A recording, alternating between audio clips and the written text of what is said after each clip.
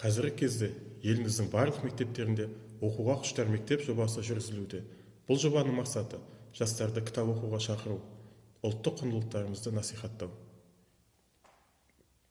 Жалпы қай кезде де адамның ақыл-ойын жетілдіріп, кемелдендіретін нәрсе ол кітап оқу екені даусыз. Бүгінгі кезде жастар арасында кітап оқу қайтадан қарқын алуда. Осы орайда маған шәкірттерім тарапынан қандай кітап оқуға кеңес бересіз деген сұрақтар көптеп түсуде. Әрине бұл сұрақтар мені қуантпай қоймайды. Сондықтан да бүгін мен өзім бір кітапты оқуға ұсынуды жөн көрдім.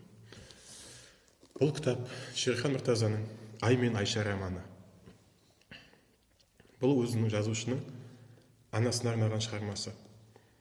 Атының өзі ерекше — «Ай мен Айша». Немістің ұлы ақыны Генрих Гейнеде осы аттас бір өлең бар екен. Бұл өлеңде былай дейді: ертеде аспандағы ай мен күн бір-біріне ғашық болыпты. Ал жұлдыздар олардың балалары екен. Күндерден күн өтеді. Бір күні екеуінің арасына сызат түсіп, екеуі екі жаққа кетеді. Біреуі батыста, біреуі шығыста. Біреу шықса, біреу жоқ. Сөйтіп, өмір бойы екеуі қосыла алмай кетеді.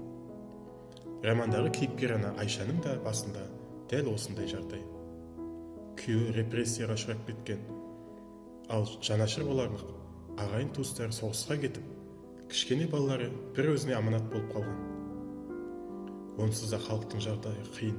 Соғыс уақытында Айша енді қалған бүкіл өмірін сол кішкене балаларын аман есен ауыртпай, өлтіріп алмай, барып қағып өсіруге арнайды. Айша басындағы қиындығын ешкімге айта алмайды. Күн ұзақ дала басында қара жұмыс істеп келіп, кешкісін үйіне келіп балаларына тамағын беріп, түн болған кезде аспандағы аймен сырласады. Айшаны ай ғана түсінеді.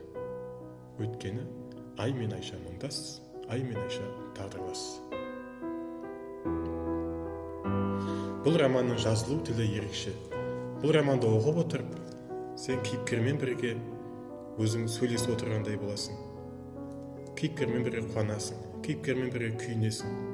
Тіпті кейде автордың қойған сұрағына өзің іштей жауап беріп отырғанын байқайсың. Бұл романдағы көтерілген мәселелер ана мен бала арасындағы махаббат, ертеңгі күнге деген сенім, үміт, арман. Арман туралы бұл шығармада былай айтылады: әлгі кейіпкеріміз кішкентай бала. Қыс кетіп, көктем келген уақытта жыл жақтан құстардың ұшып келе жатқанын көреді. Соны көріп тұрып былай ойлайды: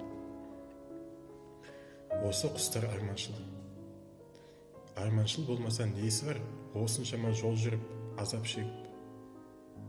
Жүре бермей ме жыл жақта, тойған жерінде, қанаттарын қасар сағат. Бұл кітапты кімдерге оқуға кеңес беремін? Егер сіз жас бала болсаңыз, Ай мен Айша романын оқыңыз. Сіз бұл романдағы кейіпкер бала арқылы сол баламен бірге қуануды, өмірдегі шынайы қуануға тұратын нәрселердің не екенін ұғынасыз. Ал егер сіз үлкен адам болсаңыз, сіз де Ай мен Айша романын оқыңыз. Сіз бұл романдағы кейіпкер Айша арқылы өмірде кездескен қиындықтарға мойымауды, қандай қиын жағдай болса да ертеңгі күнге деген сеніммен қарауды үйренесіз. Және ұлы адам болып қалу үшін өмірде үлкен ерлік жасаудың қажеті жоқ.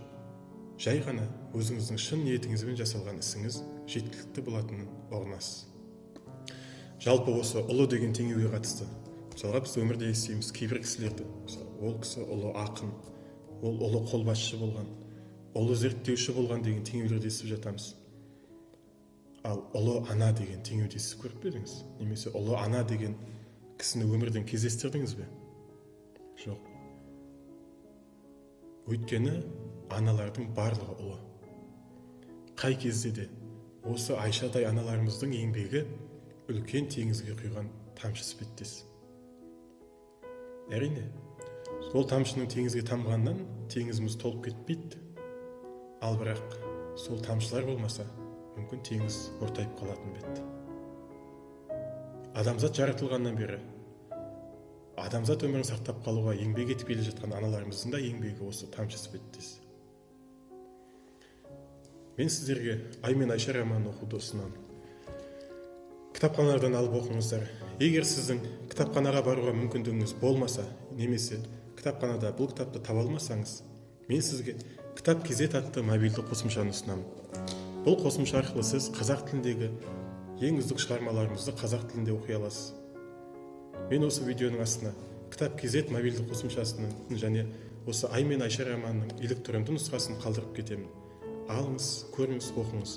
Мен сенімдімін, бұл Ай мен Айша романы сізді ең бірінші беттен бастап өзіне тартып баурап алып кетеді.